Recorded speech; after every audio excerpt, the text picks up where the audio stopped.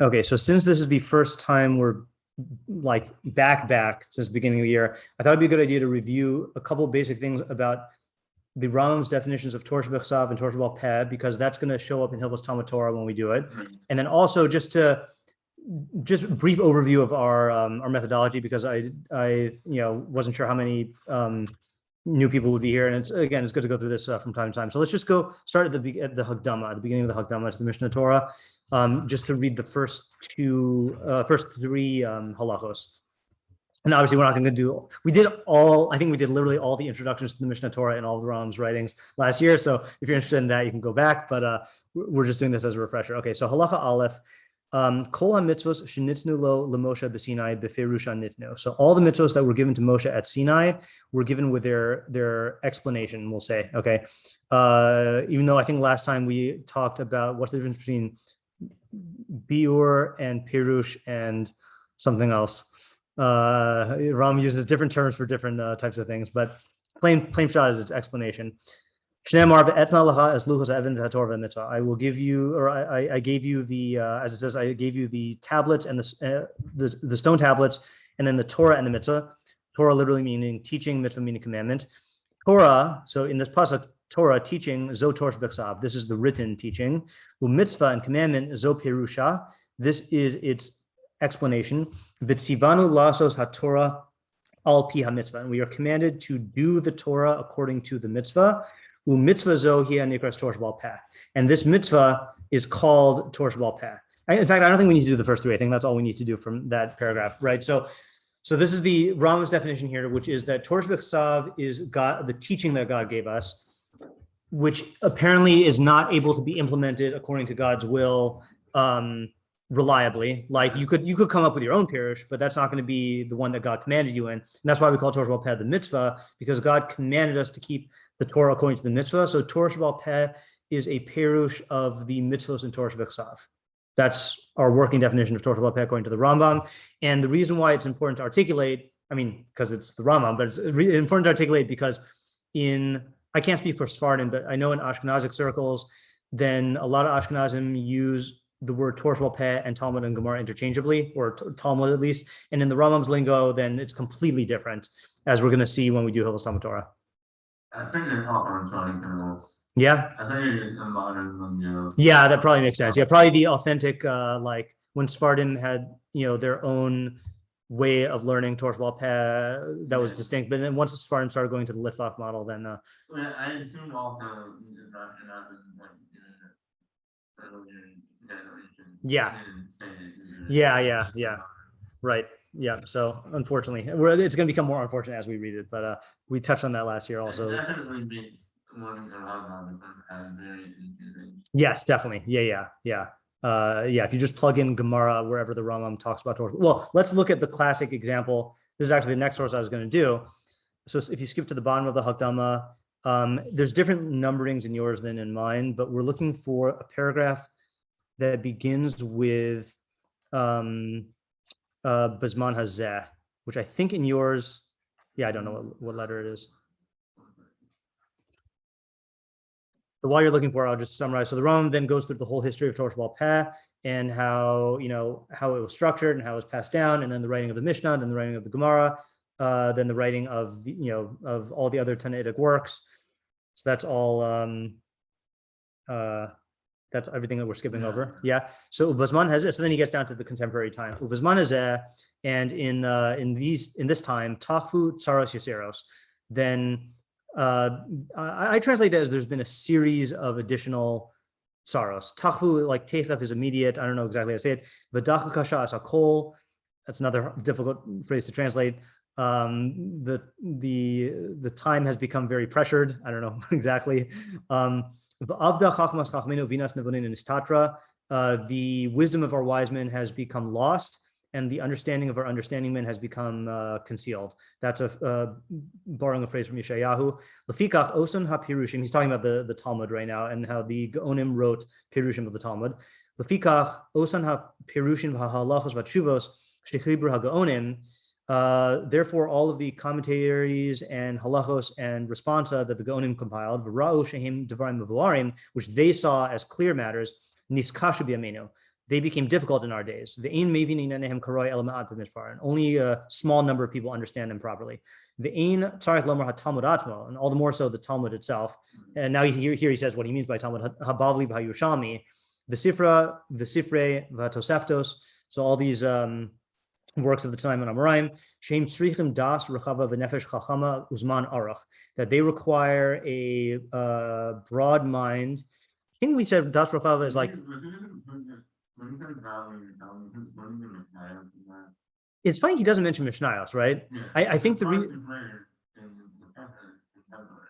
right. So if I had to guess, I'd say the reason why he doesn't mention the Mishnah is because he's talking. His point is that the Perushin became difficult to understand, and if he holds that the Talmud, like the Mishnah, is already difficult to understand, that's why these things were written in the first place. So these are Perushin that he's talking about. Right, but I think he learns that Sifra and Sifrei are also Perushin. Of let me just see how he says it.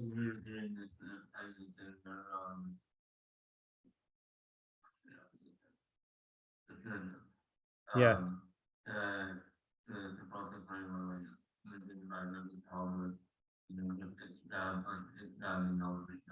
Right. Yeah. So that's what the Rambam says here also. In again, your letters are different. In mine, it's Yud Zayin.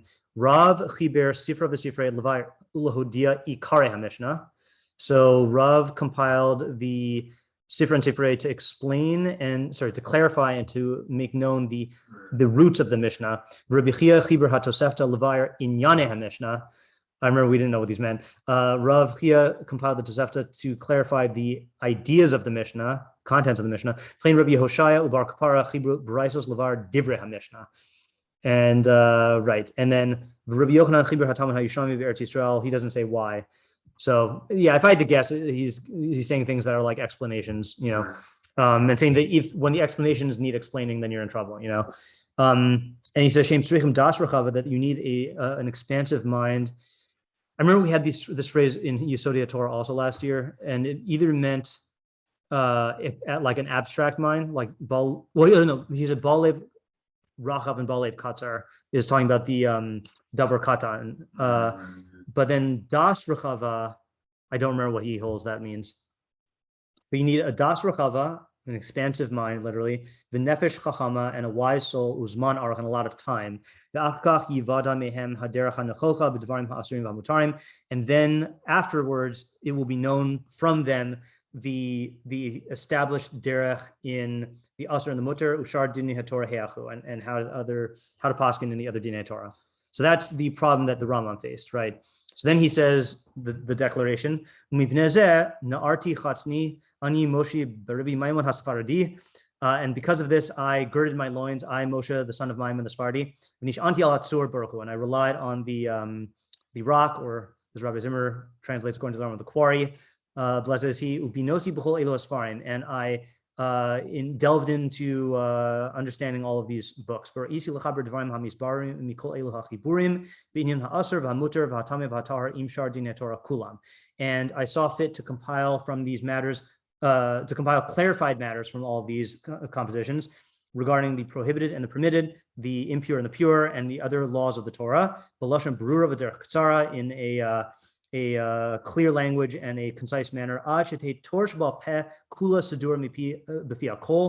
entire Torah Shebal Peh would be arranged in the mouth of everyone, below kushiv lo piruk, without difficulties and resolutions. Lo ze omer b'kova ze omer b'kova, not this guy saying this way and this guy saying this way, or scattered. Ela dvarim berurim krovim nechonim, but clear, accessible, proper matters, al pia mishpat, according to the law, asher yisbayer mikol divrei hachibur, I guess the judgment that has been clarified from all of these compositions about Perushim and the commentaries hanimtzayim mimos Rabbeinu Kadosh v'ad achshav, that existed from the time of Rabbeinu Kadosh until now. Right, so that's an example of, if you take Torah Shebal Peh as a synonym for Talmud, then it is an audacious claim that this is a composition of all the Torah Shebal Peh, because he doesn't include all of the Talmud. And then it gets even more audacious in the next paragraph, which is where we're going to stop. Aji kol hadinim gluim l'katan l'gado, so that all of the laws would be open, manifest to the small and the great. B'din kol mitzvah u'b'din kol advarim shetiknu chachamim u'neviim. In the law of all the matters that were established by the chachamim, the laws of every mitzvah and the laws that were established by all the chachamim and neviim. Klal shel davar, the sum of the matter, kadei shelo yehei adam tzarich lechibur acher ba'olam b'din midinei Yisrael, so that no person will need another composition in the entire world with any law, with any Jewish law. Ela yihye chibur zeh makabitz l'torah shebal peh kula im hatakanos v'haminhagos v'hagazeros shenasu Moshe Rabbeinu v'ad chibur Talmud. So it'll be a gathering of all of the Torah shebal peh with the enactments and customs and decrees that were made from the time of Moshe Rabbeinu until the composition of the Talmud. And as the Gaonim explained to us in all of their compositions, which they compiled after the Talmud. Therefore, Mishneh Torah, I called this book, this composition, the restatement of the Torah. Because a person will read the written Torah first, and afterwards read this, and he'll know the entire Torah shebal peh, and he will not need to read another book in between. Yeah. Yes, right. So again, if you misunderstand the Rambam, then it's an insane claim. Yeah, then it sounds like throwing out the Gemara. But the Rambam's saying two things. He's saying this is a composition of all the dinim, and this is all Torah shebal peh plus the Durabanans. And if you understand Torah shebal peh as the halachic pirush of Torah Tzav, then that is doable in a book, even if you don't have all the shitos and all of the shakavataria, right? The other thing that emerges from this, which is segueing into our methodology here, is that the Rambam intended this to be standalone. So here now go to the little thing I handed out to you. This is the first introduction to the Mishneh Torah is really in the intro to the Sefer HaMitzvos, which is what I have here, because that's the Rambam wanted to write the Mishneh Torah, but then he saw that that people got messed up by the Bahag in their understanding of mitzvos, so he had to write a Sefer HaMitzvos beforehand to formulate what is a mitzvah and what all the taryag are. Yeah.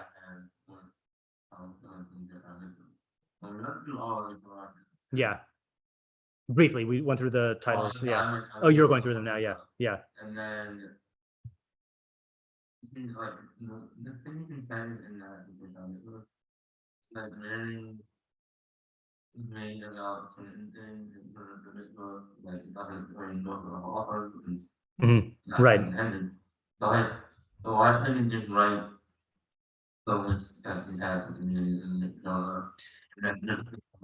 Right. Yeah. So we are going to revisit that question in a second. Let me just repeat the question here. The question is meaning you're saying, I understand why you have to write the Shorashim, but if his goal was to make sure that like people know he's not missing a mitzvah, then just write a short list of the mitzvahs in the Sefer Mitzvahs. Why write like an amalgam of some halachos and some not halachos, and like, you know, he wrote more in the Sefer Mitzvahs than seemingly his mission warranted. Is that your question? Yeah. Yeah. And also, like, having to decide what to include. Yeah. Like, all right, so we will get to that. Yeah. Right. Yeah. Okay, so we will get to that in 2 pages. But first, this is where so if you look on the right column in the text where it says footnote 16, and you go to the beginning of that sentence. So this is where he states the mission of the Mishneh Torah. After talking about the language, he says, I will include in it everything that has been established and clarified from the words of the Torah. We read this a couple times last year. To the point where I will not omit any question which is necessary that I will not mention. Or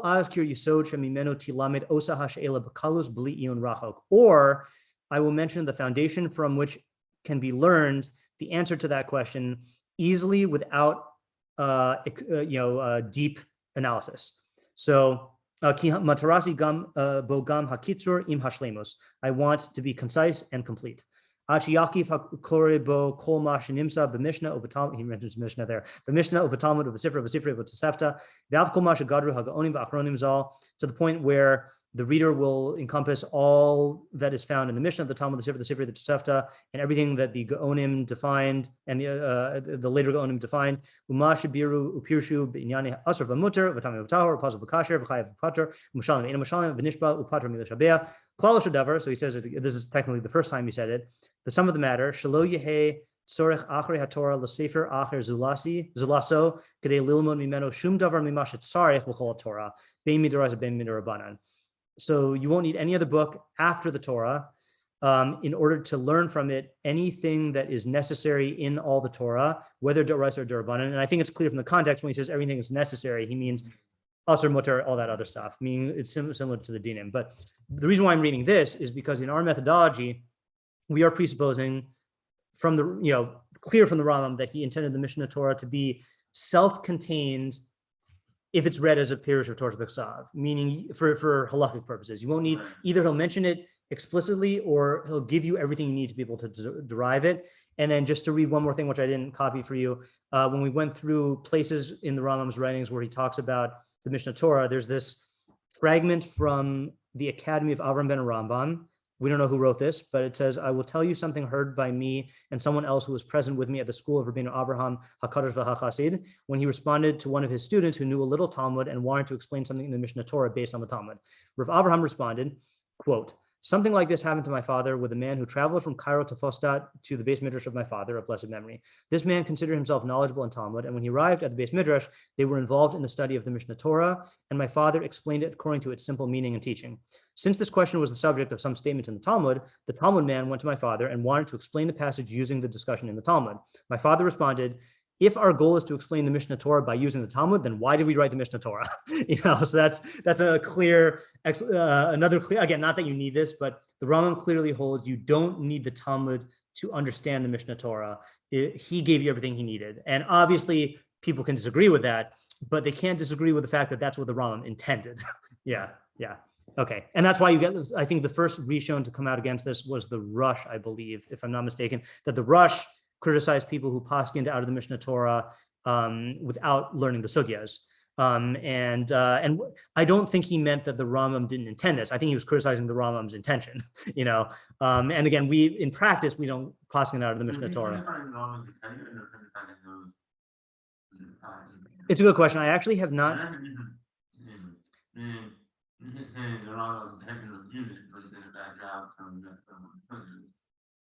It's a good question. Yeah.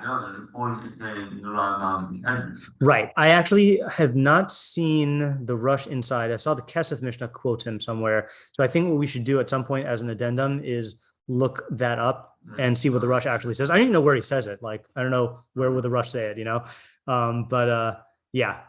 So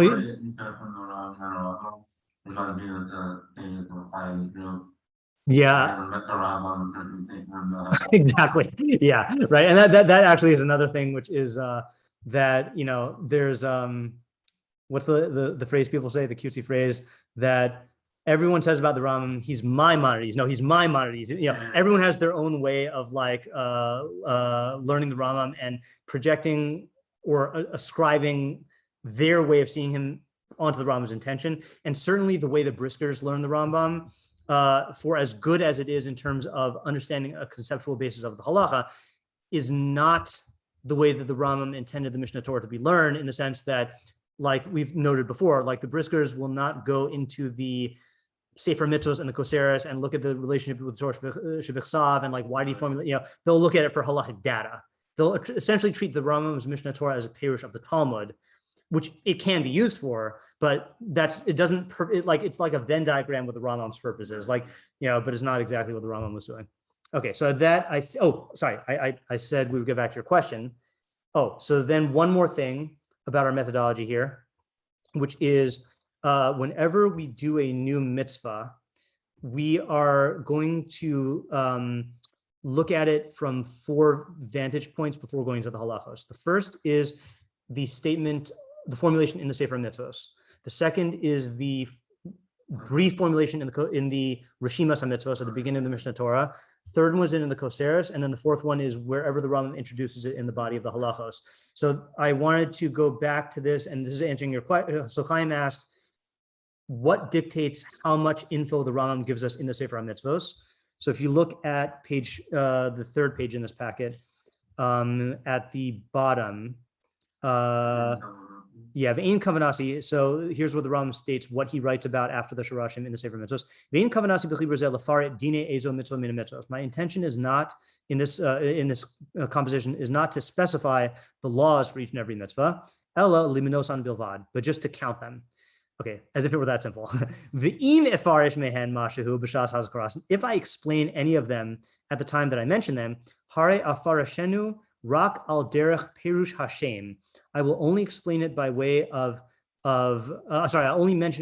only explain it by way of explaining the term. So that you will know what is this tzivui or azhara. The shem zeh al mahu nemar, and what is this term being stated about. B'kasher tusag yidias minyanan barayos min hamamar hazeh. And once you have grasped the knowledge of their count through the proofs in this treatise, then I will mention them in a general manner in the beginning of the all-encompassing composition. That's the Mishneh Torah. So his claim here is, he says, if I give you anything beyond the just counting the mitzvah, it's in order to help you to understand what the term refers to. So plain pshat, what it'll mean is if we look up Kriyas Shema, the Rambam should say something like reading the parsha of Shema, V'haya im Shmo, and Tzitzis 2 times a day. You know, the problem though is it sounds like in many cases he goes on at length and gives us much more than that. You know, now sometimes he's doing it he's using it as like a springboard to talk about mitzvos in general, but sometimes for the mitzvah itself, he gives us too many details seemingly. You know, and it's like if you look at the Sefer HaChinuch. When the Sefer Chinuch goes through an outline of the mitzvah, it's like he's just outlining the major halachic like pillars or concerns in the mitzvah. But the Rambam here is explicitly saying he's not doing that. You know, he's saying it's all necessary for the Pirush Hashem, or he has a much more expansive idea of what Pirush Hashem is. You know, so as we read through, they'll have to see to what extent does that ring true. Okay, so that I think takes care of the review of our. And then one more word, which again is always evolving. So when we call this Rambam Bekius, then what we intend to do is basically cover ground, but take up questions we're interested in, but keep moving, but also analyze stuff if we're interested in it. You know, so it's only Bekius in the sense that we're not going into the full sugya. For example, we're not going to go into all of the Rambam's writings on this, or all the chuvos, or we're certainly not going to go into the Gemara or the Psukim, you know, except as is necessary to understand the Rambam. So we are making the Mishneh Torah our anchor, and then like trying to cover ground as much as we can. One thing that I'm doing, and I'm not making a commitment to doing this, but you know, if you think about all the areas we did last year, most of them, not all of them, but many of them were, for lack of a better term, not what we would call like technical Shulchan Aruch type halachos, you know? Yeah. Right. Yeah. So, but let's say like we had, you know, Mechikas Hashem and Kiddush Hashem, which were more technical halachos, but in Yesodei Torah and Deos, you know, it was much more like, you know, principle-based halachos or mitzvos, or like things that are unclear, like, you know, what they are. So what I started learning, you know, last year I did Aruch Shulchan Yomi with a calendar for a full year, and then I stopped. And I wanted to get back into Aruch Shulchan Yomi, so I started doing Aruch Shulchan on Hilchos Talmud Torah. Now that we're starting Talmud Torah, and if we do get interested in practical halachos, not to take, I don't want to make this into a halacha share for like going through all the Rishonim and Poskim, but if we have more practical questions on what the Rambam Shita is, the Aruch Shulchan is usually good at spelling that out. So I wouldn't mind like expanding this, because we're going to cover a lot of practical stuff. I wouldn't mind expanding our Rambam Bekius to include like translating the Rambam into what would the Rambam hold in halacha l'maisa, just to try it out. You know, we'll see how. Yeah. Okay, so I think that's about it. So I'm going to stop the recording just so I can start a new one for the beginning of Hilchos Talmud Torah. So let's stop the recording. Boom.